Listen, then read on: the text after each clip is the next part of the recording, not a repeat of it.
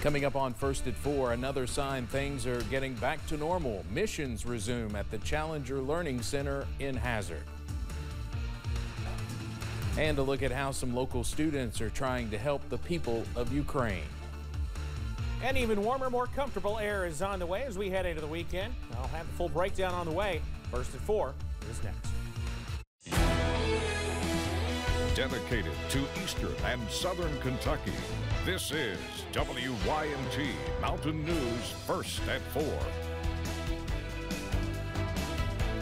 Good afternoon, I'm Steve Hensley. First at 4, the Challenger Learning Center in Hazard is back in action today, kicking things off with a brand new mission for students to experience.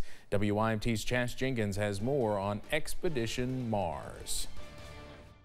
An opportunity for students across the Commonwealth experiencing space travel and all it entails. Robots and computers and space probes, and really see that this is something that I can do, which is something that the kids around here maybe don't get the opportunity to do so often. More than 15 Pike County students from Elkhorn City Elementary took an unofficial trip to the stars on Friday. One being Landon Stacy, who loves all things astronomy, wanting to learn everything he can about what fills the night sky. I like being on the mission, and my favorite part would be like landing on it. Yeah, I'm really interested on, can there be life on Mars? Staff taking steps to ensure they are keeping the event safe for participants, working with each school to make sure these students see the stars safely. We actually follow any protocol that the schools impose. So of course the schools are, for the first time in a lot of cases, bringing kids out for field trips. So we are always working with them to make sure that we're following all the safety precautions that they need. Another set of small steps for mankind towards memories that will last a lifetime. In Hazard, Chas Jenkins, WYMT Mountain News. Bush says this is the first event they have held since March of 2020. He says the center is looking forward to many more expeditions in the future.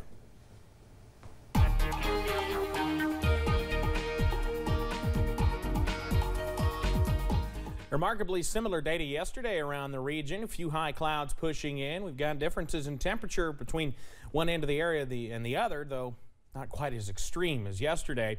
High knob camera at UVA-wise. We've got the high clouds pushing back in.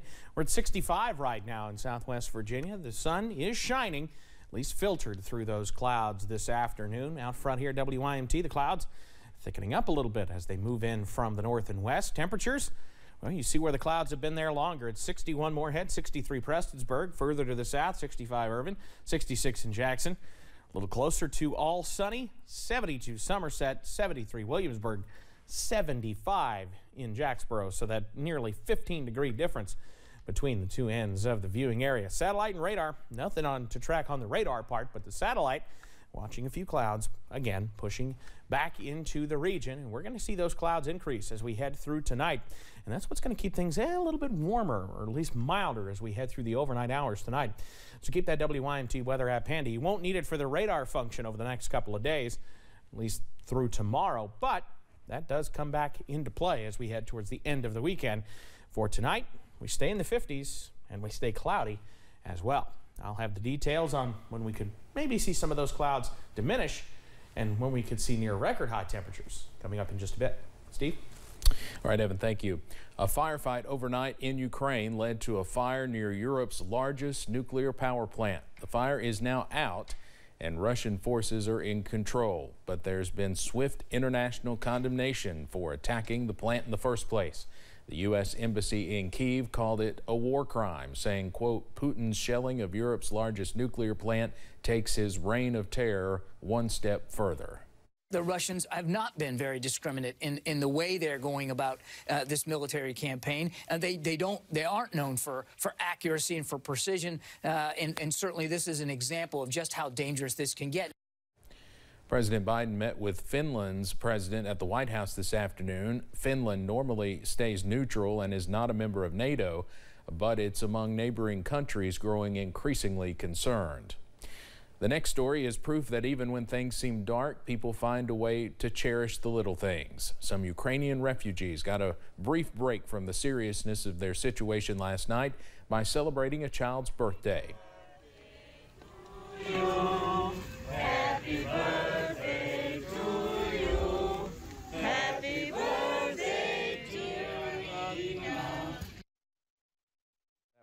That was the sounds of celebration for 7-year-old Arena. Members of the emergency services and volunteers worked together to find balloons, birthday hats, and even a cake, all to pull off a major surprise for the 7-year-old. Those involved say they are thankful they could help make the situation a little less scary, even only for one day.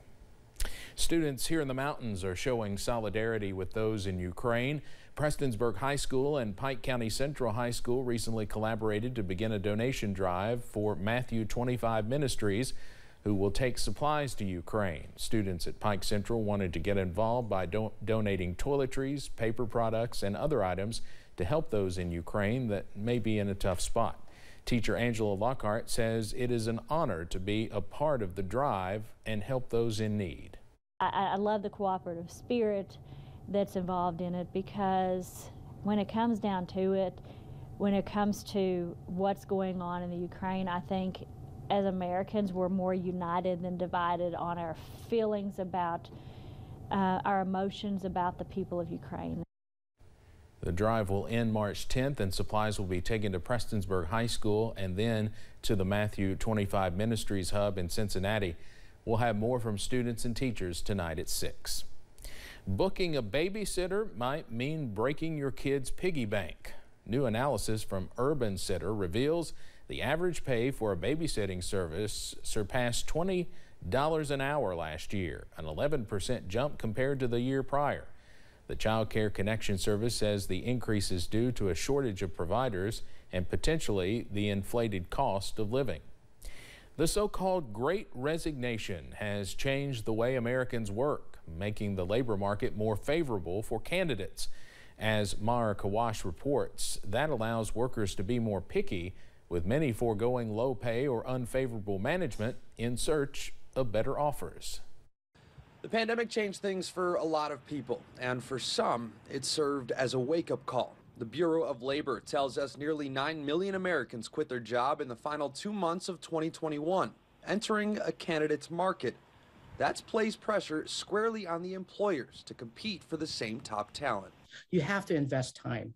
You have to create that fun. You have to create that culture. And it's not easy. It's a transformation. The Great Resignation is shaping the future of work. People are now saying, oh, I don't have to spend 8, 9, 10 hours inside of an office. I can do that same amount of work and get other things done throughout my day. As candidates push for more control in the job market, employers are having to adjust their approach to keep that talent. It could be a different department outside of HR that really just focuses on how do you keep and retain employees and how you create that advancement. Creating that special work environment becomes even harder when you consider the fact that many employees aren't even coming into these office buildings anymore. In fact, many of them don't even work in the same city as some of their colleagues. All of your equipment is sent to you.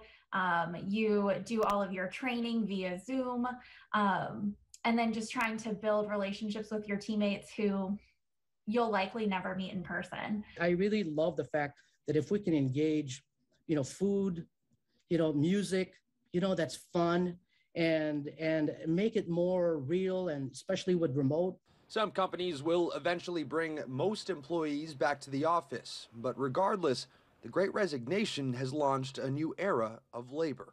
And it's going to be a very delicate process. I think we need to embrace the fact that remote work is going to be a part of our lifestyle. About 4.5 million Americans quit their jobs this past November alone. Let's head over to Wall Street now on this Friday. The Dow closes down today more than 179 points. We'll have more financial news in our next half hour. But straight ahead here on First at 4, a look at what some are calling the most significant environmental pact made in years. And warm weather is back in the forecast as we head into the weekend. I'll have the very latest on the way next.